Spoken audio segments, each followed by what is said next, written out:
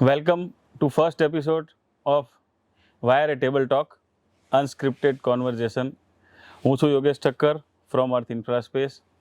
આજે આપણી સાથે છે હિતેશ ભાટિયા ફ્રોમ લક્ષ્મી કન્સલ્ટન્ટ અને આજના આપણા ગેસ્ટ છે mister Chirag Rao, founder of chrome group.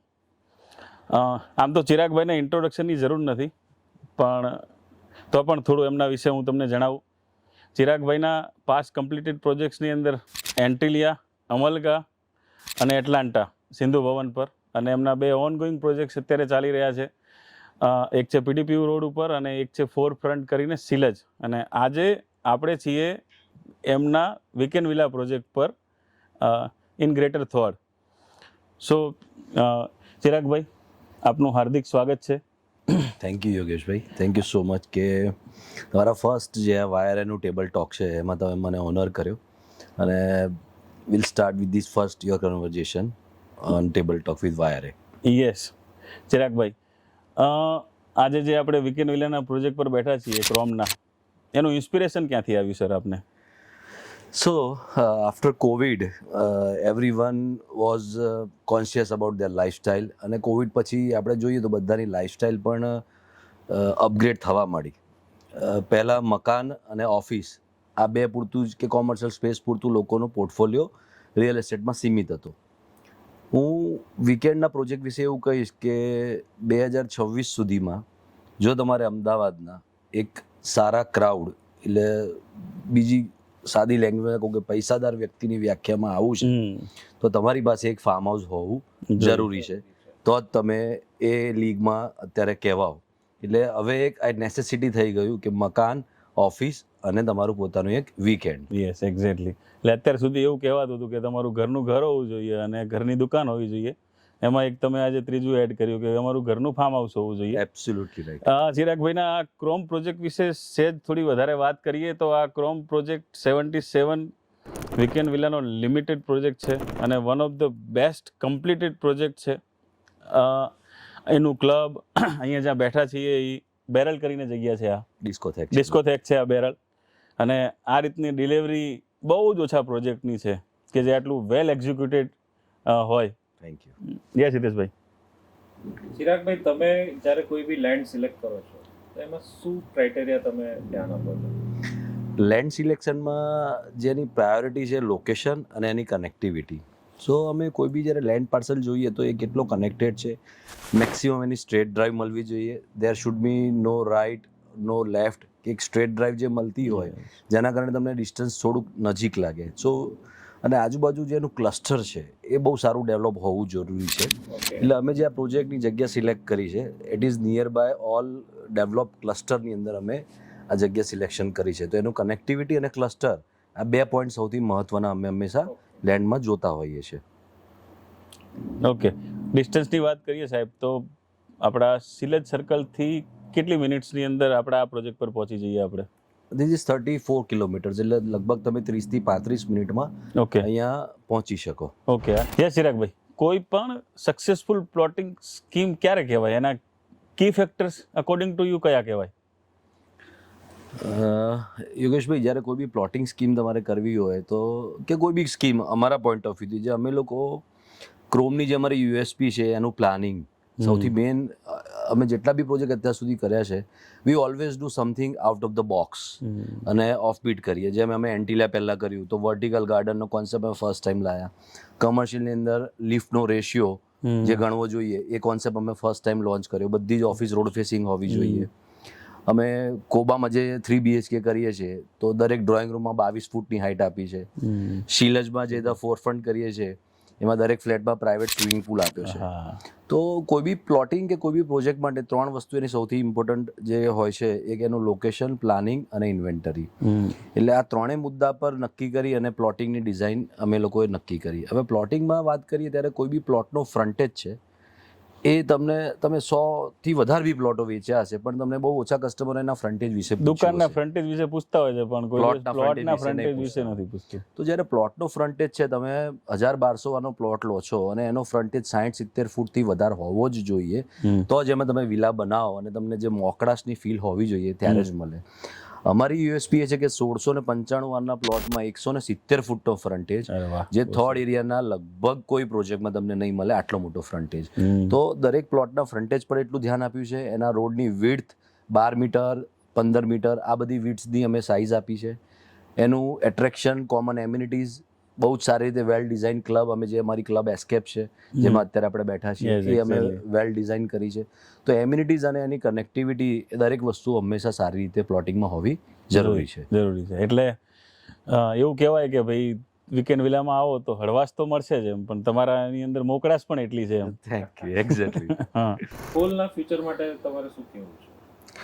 તો થોલનું ફ્યુચર પર્ટિક્યુલરલી અમારો પ્રોજેક્ટ અહીંયા છે એટલે નહીં, પણ compare to other areas Thol is a very lush green environment. Thol bird sanctuary બહુ નજીક છે અહીંયાથી, પ્લસ જે નવી ક્લબ્સ રાજપથ, કર્ણાવતી અને સ્પોર્ટ્સ ક્લબ એ બધા જ ડેવલપમેન્ટ આ બાજુ આવ્યા છે. અને સૌથી વધારે એક પર્સનલ ફિલિંગ એવી કે while you driving to the Thol area, so you feel a proper lush green environment, જ્યાં તમને કોમર્શિયલ વ્હીકલ્સ બહુ ઓછા ડ્રાઈવમાં મળશે, family cars, luxury premium cars તમને વધારે જોવા મળશે. સો ડેવલપમેન્ટ જે બાય નેચરલ વેમાં થોલનું થયું છે તો એ બહુ જ સારું થયું છે. અને આગળ પણ મને આ એરિયાનું ભવિષ્ય બહુ જ સારું દેખાઈ રહ્યું છે, because the connectivity is very near to Ahmedabad અને એની ડ્રાઈવ ઇઝ વેરી પ્લીઝન્ટ. અને તમારા હિસાબે આજુબાજુમાં કોઈ એવી ઇન્ડસ્ટ્રીઝ પણ નથી? Yes, so commercial pollutions is very less compare to other એરિયાની વાત કરીએ ત્યાં અમુક જગ્યાએ ઇન્ડસ્ટ્રીયલ ડેવલપમેન્ટ બહુ વધારે છે. સો પોલ્યુશન કરતાં this is more natural. So Thol has a very good beauty. Okay. Yes. આમે આપણે થોડ બાજુ આવીએ સિલસથી તો આખા વાઇબ્સ અલગ છે ગ્રીનરીના. ગ્રીનરીના આખા વાઇબ્સ અલગ છે, એની ડ્રાઈવ અલગ છે. વરસાદમાં હું એવું કહીશ કે તમે ફેમિલી સાથે ડ્રાઈવ પર નીકળો તો obviously you will prefer to go to Thol area. ભલે ભજીયા ખાવા જાઓ છો કે ચા Exactly, પીવા નીકળો છો, પણ બીજા બધા એરિયા આપણે બહુ ઓછા પ્રિફર કરતા હોઈએ છીએ for drive. Exactly. Chiragbhai, best investment option commercial or residential or the plots? So it's a diplomatic question you ask, પણ હું એવું કહીશ કે આપણે કસ્ટમરની જરૂરિયાત પ્રમાણે પ્રોડક્ટ હંમેશા, because you are the very smart realtors, અને એઝ અ ડેવલપર પણ અમે કસ્ટમરની નીડ સમજીએ કે એને શું કરવું જોઈએ અને ક્યારે કયા પૈસા ક્યાં પાર્ક કરવા જોઈએ. તો એની જરૂરિયાત જ્યારે રેસિડેન્શિયલ અને કોમર્શિયલમાં એકવાર થઈ ગઈ હોય તો plotting is a lifestyle luxury product છે. એટલે લક્ઝરી તરફ માણસ લાઈફમાં એક સ્ટેજે પહોંચ્યા પછી જ વિચારતો હોય છે. સો એની ડે અપ્રિશિએશન તો બહુ જ સારા હોય છે. અમે લોકોએ છેલ્લા 3 વર્ષની અંદર 80 થી 90% રિટર્ન પ્લોટિંગની અંદર મારા ઇન્વેસ્ટરને અર્ન કરીને એક્ઝિટ પણ પ્લાન કરી આપી છે. Super super. Very nice. બીજું એક અમારા એક જેનઝી, અત્યારનું જેનઝી, એ લોકો બહુ જ અમારી ડિબેટ થતી હોય છે કે buy or rent. Buy or rent ઘરમાં તો પૂછે છે, પણ વીકેન્ડ વિલામાં પણ અત્યારે અમને એવો એ આન્સર આપે છે કે હું કેમ 2 કરોડ રૂપિયા ઇન્વેસ્ટ કરું ફાર્મ હાઉસમાં. મને તો ભાઈ મારે જ્યારે જોઈ ત્યારે 15-20 હજાર 25 હજાર 30 હજાર રૂપિયામાં રેન્ટ ઉપર મળી જાય છે. તો વાય આઈ શુડ ઇન્વેસ્ટ? એમાં શું કહેવું છે તમારું સાહેબ? જો ઇન્વેસ્ટમેન્ટ જ્યારે 12-13 હજાર રૂપિયા એ લોકો રેન્ટ કરી અને વાપરે છે તો એવું જોડે જોડે વિચારવું જોઈએ કે આ રેવન્યુ હું કેમ અર્ન ના કરું. એક્ઝેક્ટલી. સો જે એક દિવસના 12-13 હજાર રૂપિયા, સો જ્યારે એરબીએનબી જેવો કોન્સેપ્ટ પર આજે અમારા ત્યાં જ અમે 2 અમારા વીકેન્ડ બંગલો છે જે એરબીએન પર રેન્ટલ કરીએ છીએ, તો 2 BHKના 15,000 રૂપીઝ એને રેન્ટ મળે છે. તો યીલ્ડ જ્યારે કમ્પેર કરીએ છીએ તો યીલ્ડ કોમર્શિયલના યીલ્ડને બી અરે હા, ઓવરટેક કરી લે છે. 9-10%, 12% સુધી યસ, પહોંચી એક્ઝેક્ટલી. જાય છે. So if you have the fund then you should properly plan. અને એપ્રિસિએશન તો આપણે એનું તો છે જ 5-7-10 વર્ષે યસ, આજે એપ્રિસિએટ થશે એટલું બીજું કંઈ એપ્રિસિએટ તો નહીં થાય. નહીં થાય. એટલે હંમેશા તમારે લેવો જ જોઈએ વીકેન્ડ લેવો જ વિલા. જોઈએ. ડિપેન્ડ્સ ઓન ધ ફંડ્સ ની તમારી જે Exactly. પ્રાયોરિટી હોય એના પર આધાર છે. એક્ઝેક્ટલી. યસ હિતેશભાઈ. ચિરાગભાઈ, આ પ્રોજેક્ટમાં એન્વાયરમેન્ટલ સસ્ટેનેબિલિટી માટે તમે શું ઇનિશિયેટિવ્સ લીધા છે? That is a good point Hiteshbhai, કે એન્વાયરમેન્ટની સસ્ટેનેબિલિટી હવે બહુ જરૂરી છે. સો અમે આ પ્રોજેક્ટની અંદર જેટલું બી પ્લાન્ટેશન કરીએ છીએ, જે હોર્ટિકલ્ચર કન્સલ્ટન્ટ અમે લોકોએ રાખ્યા છે, અને જેટલું બી અમે એગ્રીકલ્ચર લેવલે એનું જે પ્લાન્ટેશનમાં બધું જ ઓર્ગેનિક વેમાં કરીએ છીએ. કે અમે ઉનાળામાં દરેક ઝાડને છાશ પીવડાવીએ છીએ.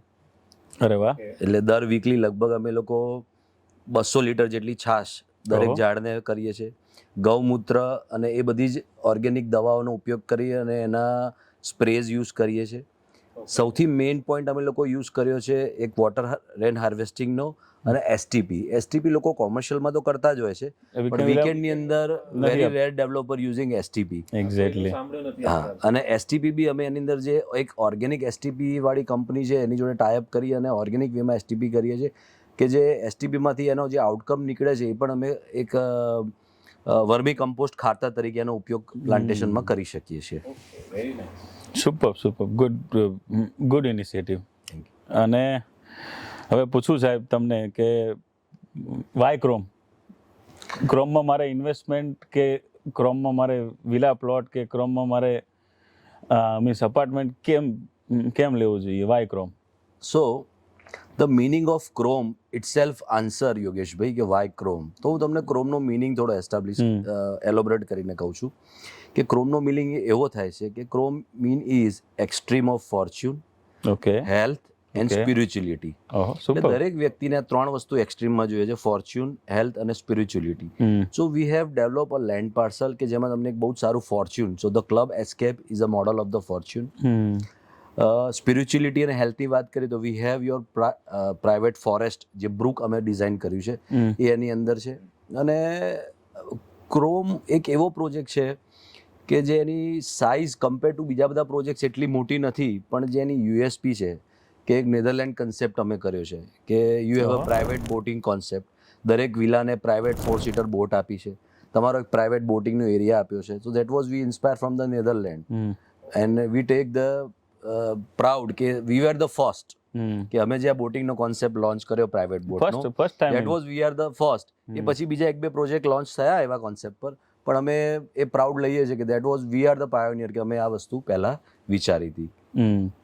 સુપર.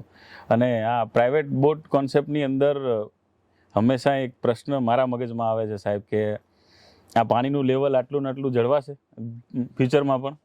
સો જ્યારે આ કોન્સેપ્ટ અમે ડિરાઈવ કર્યો યોગેશભાઈ, ત્યારે આ બધા પ્રશ્નો મને પણ બહુ થયા હતા. આની જોડે બીજો ક્વેશ્ચન થયો તો સેફટીનો, કે માણસ પડી ગયો, બધાને બોટ પ્રાઇવેટ આપવી, કેવી રીતે આપવી. તો we have done a trial and error for the everything કે આ બોટિંગ જે અમે કરાવીએ છીએ અને પ્રાઇવેટ બોટના જે મેનમેડ અમે ક્રીક બનાવી છે એની ડેપ્થ ખાલી 2.5 ફૂટ છે. એટલે 2.5 ફૂટની ડેપ્થની અંદર જ તમે તમારું બોટિંગ કરો છો. સો પાણીની જે માત્રા છે એ ઓલમોસ્ટ એનું ઇવેપોરેશન રેશિયો જોવા જઈએ તો પણ બહુ ઓછો છે, કારણ કે અહીંયા ગ્રીનરી વધારે છે. તો સસ્ટેનેબિલિટી પાણી એક જ વાર ફિલ કર્યા પછી એ તમારી ક્રીકની વોટર બોડી લોંગ લાસ્ટ એ તમે મેન્ટેન કરી શકો છો. Okay, super. 2 ફૂટની ડેપ્થ તમે કહો છો એટલે આઈ થિંક એક નાનો છોકરો બી એને સેફટી ચલાવી શકે અને ચલાય પડે તો ખાલી ભીનો થાય, બાકી કોઈ પ્રોબ્લેમ ના થાય. That was the main concern why designing this concept. Yes, safety પણ જરૂરી છે. બહુ જ જરૂરી છે. યસ, હિતેશભાઈ. Now, Chiragભાઈ, what do you suggest? Why should people join YRA? So YRA is any day a smart realtors, જે યોગેશભાઈએ લગભગ 2 વર્ષ પહેલા થોટ કર્યો કે ભાઈ વાયરે કર્યું, હિતેશભાઈ તમે બધા અંદર એને લીડ કર્યા. અને મેં જેટલા બી વાયર એના સમિટ્સ ઓનલાઈન પણ જોયા છે અને 1-2 મેં અટેન્ડ બી કર્યા છે. So it is a very active group કે દર મહિને એટલીસ્ટ તમે 3-4 મીટ કરી જ રહ્યા છો. Very well connected with the every developer. એટલે હું નવા ચેનલ પાર્ટનરને જરૂરથી એવું કહીશ કે જો તમને એક સારી ઓપોર્ચ્યુનિટી તો બધા જ આપે છે, પણ સારો લીડનો ડેટાબેઝ વાયરેમાં આપે છે. એક્ઝેક્ટલી. જે તમે મને કીધું કે ભાઈ અમે આટલા યુનિટ 100 યુનિટ એક ફ્લેટમાં વેચ્યા કે 20 યુનિટ એક સાથે બલ્કમાં વેચ્યા, તો જેને એક સારું કમ્ફર્ટ અને સારી લીડ જોઈતી હોય, અને particular you guys are more expert for the land. Exactly. કે વાયર એનો મેઇન પોર્ટફોલિયો અત્યારે લેન્ડ અને પ્લોટિંગ પર છે. હા, તો જેને આ પોર્ટફોલિયોમાં કામ કરવું હોય સારા ડેટાબેઝ પર, any day YRA is a best option for the plotting and land sales. એટલે ચેનલ પાર્ટનરે આને જરૂર જોઈન કરવું જ જોઈએ. સુપર. સો થેન્ક્સ અ લોટ ચિરાગભાઈ તમારો વેલ્યુએબલ ટાઈમ માટે, and wishing you all the best for your future all projects. Thank you sir. Thank you so much. It is a pleasure. અને મારો મોટો રિયલ એસ્ટેટમાં જ્યારથી આવ્યો ત્યારથી એક જ વસ્તુ છે કે # ગ્રોથ, # ટુગેધર. એક્ઝેક્ટલી. એટલે દરેક ચેનલ પાર્ટનરને હું ઓલવેઝ વેલકમ કરતો જઉં છું, અને I am available for them for not only professional but on the personal level also. જે ઘણા લોકોએ મારી જોડે પર્સનલી ફીલ પણ કરેલું છે. તો always welcome for the all channel partner two connect with me any time. Yes, thank you sir. Thank you.